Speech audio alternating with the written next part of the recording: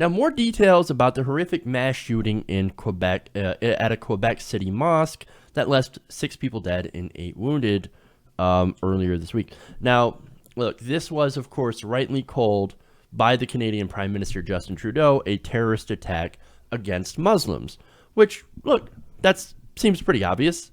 They targeted a mosque, and they shot a lot of, like, the shooter, and there's more details on this, of course, but, I mean, he had an AK-47 style weapon. Probably an AK-47. I don't know for sure. They just describe it as a AK-47 like weapon, so okay. But anyway, yes, because it was obviously terrorism, and it was terrorism aimed and directed specifically at Muslims. So now, who would want to do a terrorist attack against Muslims? I mean, we're told that Muslims are the only ones that actually do terrorist attacks, which is profoundly untrue. But you listen to some of the right-wing media, Fox News, etc., that no, only Muslims do terrorism. But if, for example, a white Christian goes and kills a bunch of children, that's a lone wolf. Right. Okay. So there's my problem, right? Now, the actual facts of the matter is that terrorism does come in all different stripes. Right-wing Christians can do it. For example, Anders Breivik and the Oklahoma City bombing. And also the attacks on these police, like there were police officers. You remember that story where several police officers were ambushed by anti-government forces in Las Vegas by people who were these so-called sovereign citizens who didn't like the police, so they murdered them. That's also terrorism. But anyway, now, again, who would want to attack Muslims? Well, now that gets to be a little bit of an interesting question. Because almost immediately, there were news outlets and different political figures that decided, we're going to call this guy a Muslim. Oh, it's just Muslims attacking Muslims because Muslims are violent. Some are, just like other human beings are, because we tend to forget that Muslims are human beings. And they can also be violent, and they can also be non-violent, they can also be victims. And that's what happened here. Now, Fox News essentially claimed that witnesses said at least one gunman had shouted, Allahu Akbar. Okay, you know that. God is great, right? Well, okay, but think about it this way. You're in a mosque, and generally that's where you say stuff like, God is great. I haven't been in a mosque before. I've been in a church before, and usually they say similar things, like praise God or praise Jesus. So that doesn't really seem out of place. Now, originally reports said there were 2 gunmen. That's actually not confirmed now. But according to Fox News, they tweeted this out. They said, suspect in Quebec mosque terror attack was of Moroccan origin, reports show, which not true. Now, this was reported by Reuters and the French language newspaper La Presse. Now, one of the suspects was of Moroccan origin. But I'll get to the details on this guy later. Turns out he's actually not a suspect anymore and was actually somebody who was just there to pray, because that's what you apparently do in mosques. Now, of course, the White House press secretary, Sean Spicer, he used this attack on the mosque to justify Donald Trump's ban from 7 majority Muslim countries. Now, he says, quote, it was a terrible reminder of why we must remain vigilant and why the president is taking steps to be proactive rather than reactive when it comes to our nation's safety and security. Again, thinking or going along with the line of, it's the Muslims, they're coming and attacking other Muslims. That doesn't really fit in with the narrative. But nonetheless, Sean Spicer, Donald Trump are going, like, I don't know, never waste a good opportunity to try and justify our terrible policies. Okay. Now, I pointed out yesterday, and it should be common knowledge by now, that none of the citizens of the countries on the list of countries that are banned have actually ever killed any Americans, at least from the years 1975 to 2015. And this was from a Cato Institute study. So this is a right-wing think tank, a libertarian think tank, saying, here are the numbers. Turns out these countries definitely not hotbeds of anti-U.S. terrorism. And in fact, we have been bombing them, or at least some of them, for years. I mean, drone strikes in Yemen. And then we've been arming Saudi Arabia to do its own attacks against Yemen. So that's what we have. That's what's going on here. Now, as far as the shooter being Moroccan or Muslim, no, not true. Now, it turns out one of the former suspects that was arrested was actually a Moroccan Muslim named Mohammed Belkadir. Turns out the guy was a worshiper, and he was the one who called 911. He was the one who said, there's a shooter here, help.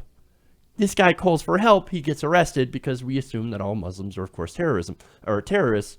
And I have to remind you, this isn't in America, this is in Canada. But anyway, who is the actual shooter? Well, he's been identified as 27-year-old Alexandre Bissonnette. Now, Bissonnette is a white French Canadian. Now, more details about him have come out as well. Apparently, he is a nationalistic, he's got nationalistic and anti-immigrant views, and is also known for being a far-right internet troll. Now, according to a leader of a local immigration rights group, a man by the name of Francois Deschamps, told a local paper that he recognized Bissonnette's photo because his group was one of the ones that had been targeted and trolled by this man. So he's like, yeah, oh, that's the guy who's always trolling us. Well, I didn't think he was actually going to do something, but yeah, he was always coming on our forums and saying hateful crap and terrible things about Muslims and, immigrants in general. Well, that's the guy. Now, the Globe and Mail added that he was known in the city's activist circles as a right-wing troll who frequently took anti-foreigner and anti-feminist positions and stood up for U.S. President Donald Trump. So, look, that's Trump connection based on, of course, Trump and the right-wing's rhetoric. Now, you also had a friend of Bissonnette saying that he was pro-Trump and conservative, but did not think that he was capable of violence. Other students described him as a pro-Trump loner, but a timid man who didn't seem capable of committing an act of terror. Kind of like, I don't know, what they would call a beta male. Pro-Trump beta male. Gee, what a surprise. Now, of course, when you incite violence against a certain religious group or a certain group in general, well, some people will end up carrying out that violence. I mean, that's just how some people work. Yeah, you say hateful things about other people and say, "Oh, we got to get them out of the country. They're coming for us.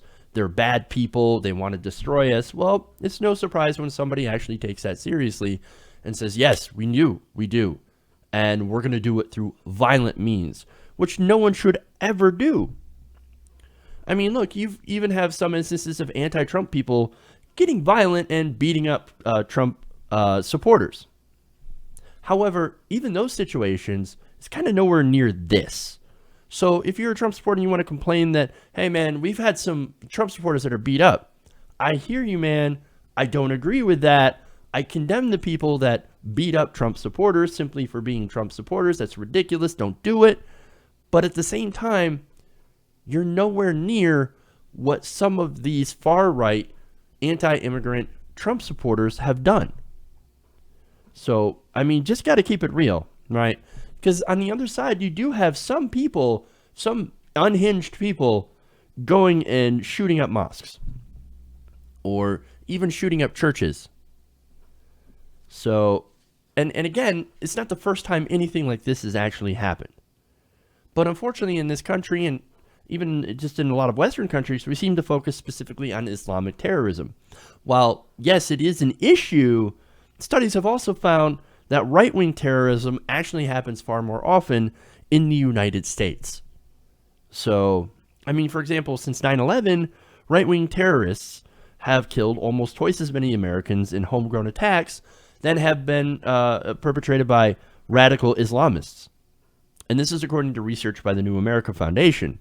Now, they found that 48 people were killed by white terrorists and 26 were killed by radical Islamists. Now, that was 2015 numbers, so I'm sure the number of people who were killed by both have gone up slightly. So let's keep that in mind. Now, let's do a comparison. And maybe, maybe it's not a good comparison. Maybe it's a good comparison. But if you're looking at total deaths, right, of something bad happening, well, terrorist attacks, they're pretty rare in the United States. However, gun deaths that are non-terrorist attack related are pretty high. They killed about 301,797 Americans between 2005 and 2015. So that's a lot of people, okay? And just do the math to break that down by year. For car accidents, you have 37,000 people that are killed a year. And of course, the number one killer of Americans is actually heart disease. So your hamburger is more likely to kill you than a terrorist. Your car, getting in a car and getting into a car accident is more likely to kill you than Islamic terrorists. And to be fair, even right-wing terrorists, because that's also pretty low. But the incidents of right-wing terror are actually higher than the incidents of Islamic terror. So just to put that all in perspective, So, I mean, what's the solution? Do you ban cars? No. Do you ban guns? White people? No, of course not. That's ridiculous. You don't do any of that. See, does it make sense to say that if something is dangerous, you should ban it? That's why I'm against banning guns. That's ridiculous. It's a stupid idea. It's never going to work. You also can't ban Muslims or specific Muslims even. It's a ridiculous idea. So, but again, to some people, this seems to make sense. Like to Donald Trump and to Sean Spicer, who actually use this act of horrific violence without knowing the facts to try to justify their ridiculous ban on Muslims from certain countries, from refugees, the people that are running from ISIS. And that's the thing they don't understand. They're running from the thing, like the thing that you were afraid of, the thing that you want to actually destroy. That's the thing that these people are running from. Shouldn't you help them? Shouldn't you help the people that are running from like the enemy of my enemy is my friend? Well, in this case, we're like, no, we're going to shut the door on you. We're going to send you back to those countries so that you can get murdered by ISIS. So then we can talk about, oh, look at what ISIS is doing to those people, dumping people in acid. Well, you're not taking in the refugees that are trying to escape them. It's ridiculous. Look, in reality, this entire Muslim ban, and I broke it down yesterday on the show. These countries, they don't, people from these countries have not attacked American citizens on American soil. Whereas there are countries that do fund radical Islamic terrorism. Okay, I'm saying it. I'm calling it out by name because apparently that's like super important to do. Well, the countries that do fund this and the countries that have had a history. In fact, there are a lot of 9/11 attacks. I think 16 out of the 19 9/11 attackers came from Saudi Arabia. I think one from Egypt, 2 from the United Arab Emirates, and like maybe 1 from Turkey. I'm not quite sure on the numbers of that. But came from these countries that we have decided not to ban. And where Donald Trump tends to have business dealings, and past administrations also have business dealings. So it's hypocrisy. It's nothing to do with terrorism and everything to do with trying to stir up more fear and more hatred towards these countries, using nothing more than alternative facts. Hey everybody, thanks for watching this video. If you want to see more like this, please hit the subscribe button below. And if you want to support truly independent, non-corporate media, go to our Patreon page and become a patron. Patreon.com/TYTNation.